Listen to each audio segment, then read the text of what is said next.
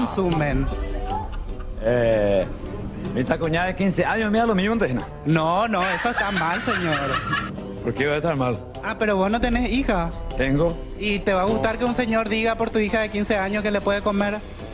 Acomodo que ya desquites a tu ahí no vaya. 2 niñas menores de 14 años dan a luz todos los días en Paraguay. Paraguay es el país del Cono Sur con la tasa más alta de fecundidad adolescente. De cada 1.000 mujeres adolescentes, 72 dan a luz entre los 15 y 19 años. Y entre niñas de 10 a 14 años, los números crecen de una manera preocupante. Estas niñas pertenecen a los sectores socioeconómicos más desfavorecidos y vulnerables.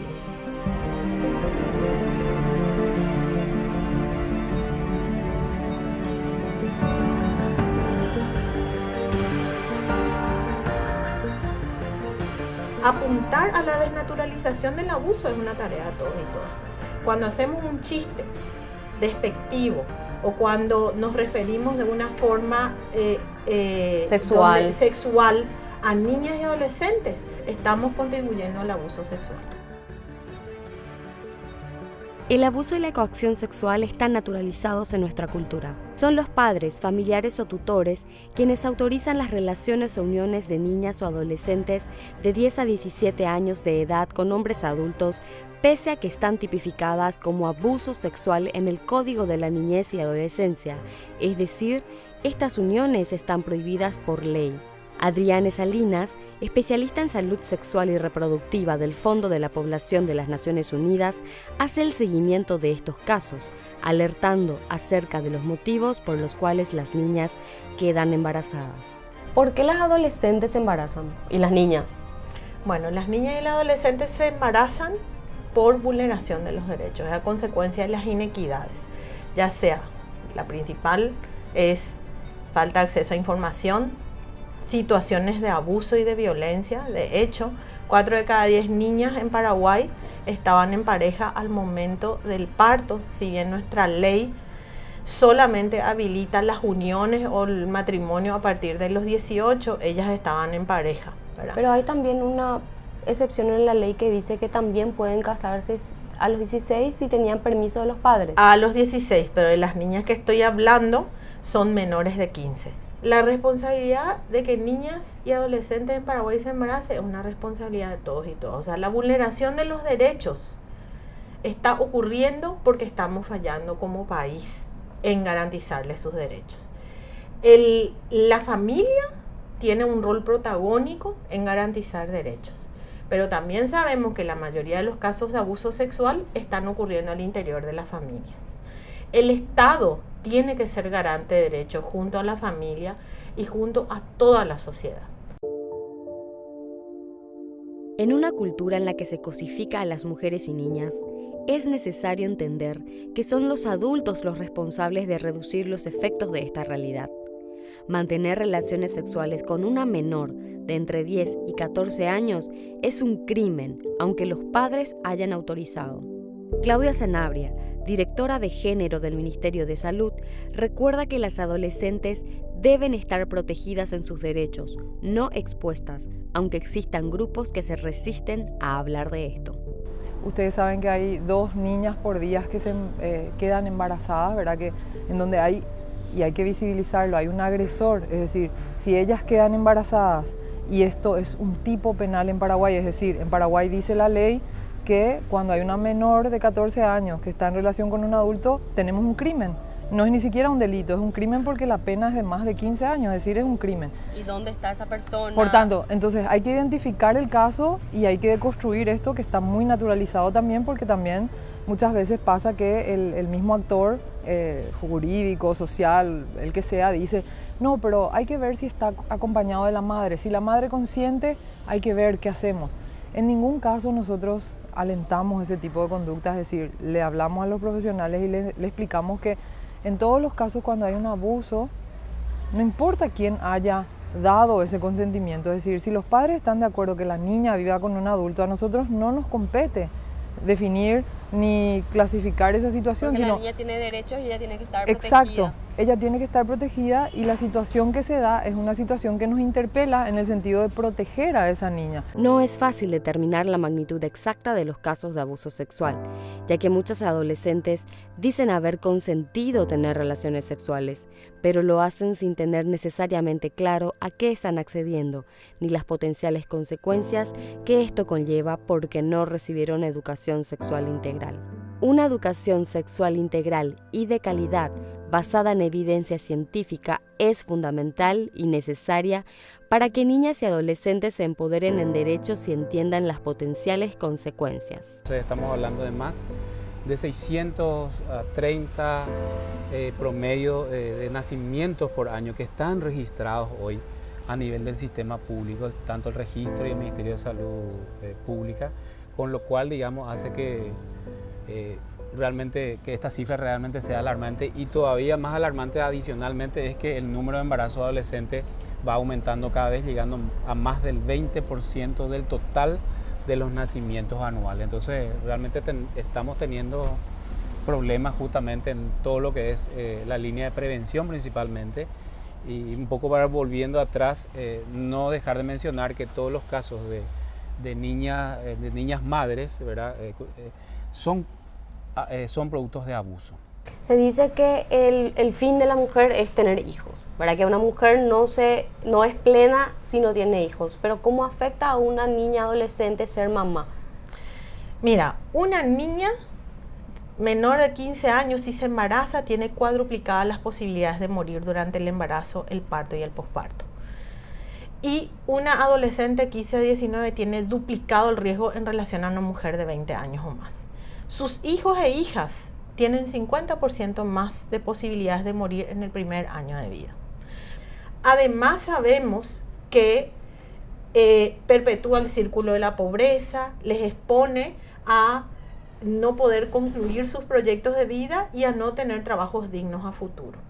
De ahí que el embarazo adolescente impacta no solo en la vida de las niñas, impacta en sus familias e impacta en las generaciones futuras de estas niñas y adolescentes. Entonces, cuando una sociedad se pregunta si una niña de 12 años quiere o no ser madre, es una sociedad que no está teniendo el mensaje claro. Es decir, una niña de 12 años no puede manifestar su voluntad en relación a querer o no ser madre. Ella lo que puede decir es que quiere sus derechos y que tiene que desarrollarse conforme a su edad evolutiva, ¿sí? Entonces hay unos adultos que deben proteger y guiar ese desarrollo en ese sentido. Está mucho realmente todavía algunas intervenciones porque culturalmente se cree por un lado que el niño todavía es un objeto de objeto familiar, entonces yo puedo hacer, entonces a veces todavía la gente, digamos, dice, bueno, acepto esta relación adulto con una niña menor de edad, por ejemplo.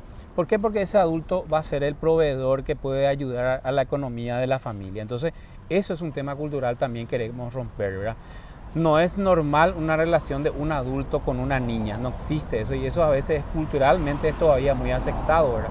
Entonces, esas son las cosas que tenemos que ir rompiendo. No es parte de la cultura que un niño esté siendo abusado por un adulto, ¿verdad? Es la persona adulta la que tiene que saber que está mal que ella se relacione con una persona con menos de 18 años. Está mal porque no tienen iguales capacidades de negociación, porque hay una relación de poder donde la otra persona no está pudiendo decidir realmente de forma libre qué es lo que quiere.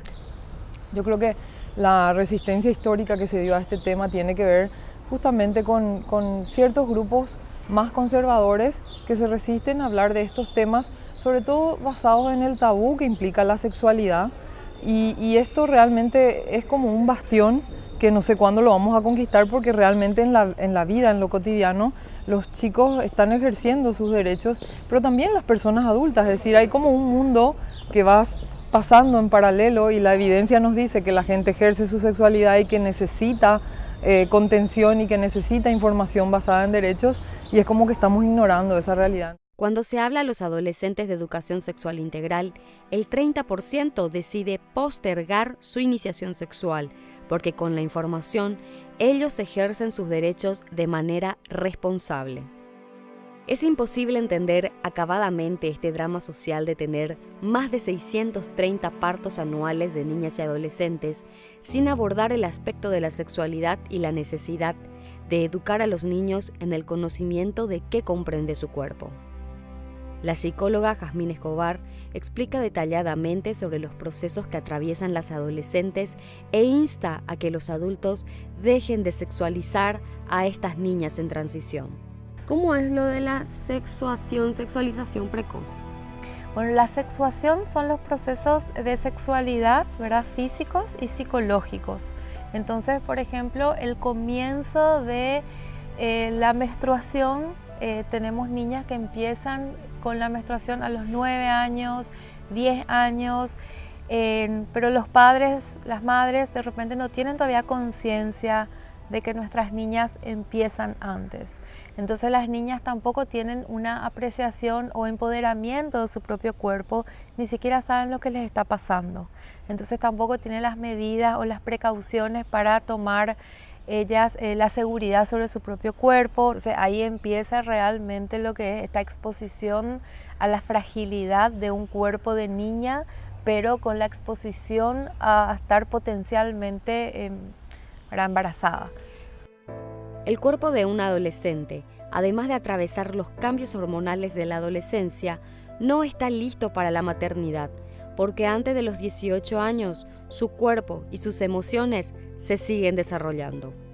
Bueno, en todo esto, si hay un embarazo precoz, ya sea por abuso, por manipulación, por presión de la pareja, del novio, del andante, ¿verdad? Por una causa diversa, pero peor si es por un abuso, por un mayor de edad. Esta nena encima, si es que pasa por silencio, por manipulaciones, que el embarazo también es un proceso de transición hormonal, psicológico, o sea que los dos son procesos que pueden llegar a ser, independientemente el uno al otro, bastante difíciles a nivel emocional. Si ocurren al mismo tiempo, se hace intolerable. O sea, una adolescente se le es intolerable estar expuesta a un embarazo donde no entiende su propio cuerpo, que está en cambio. No es una adulta que tiene consolidado un proceso emocional, físico, biológico, hormonal, y ahí empieza el cambio. Y que decidió ser mamá y que buscó ser mamá. Cuando vos le hablas a los chicos y a las chicas sobre sexualidad, incluyendo todos los criterios que han demostrado ser eficientes en una educación sexual, el 30% de ellos deciden retrasar el inicio de las relaciones sexuales y casi el 40% de ellos reducen el número de parejas sexuales a lo largo de la vida.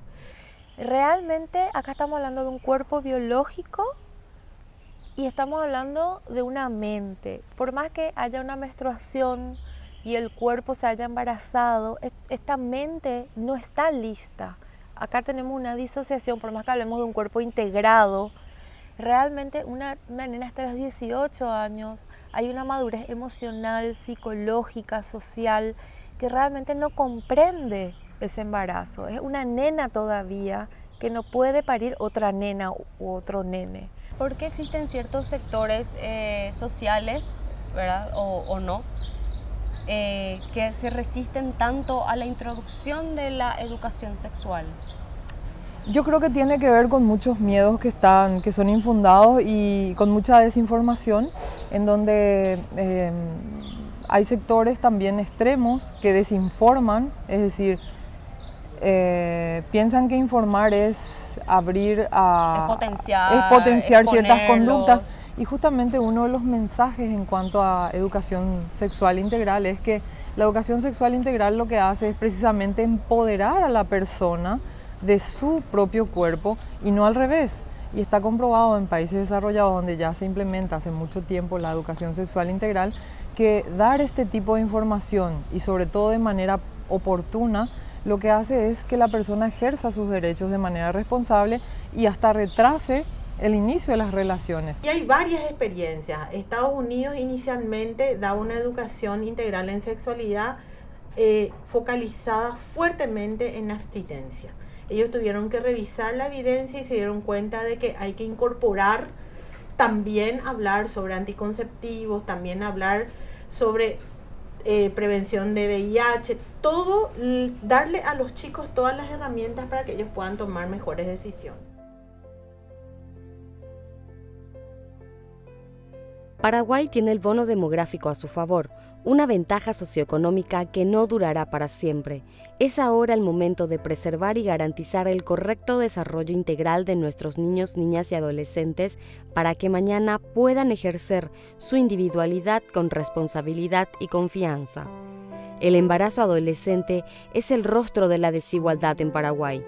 Hoy vivimos una oportunidad única con el bono demográfico para dar el salto que aporte al desarrollo económico de nuestro país. Esta ventaja está en riesgo. Si no invertimos ahora en adolescentes y jóvenes, estamos comprometiendo su futuro y el de nuestro país.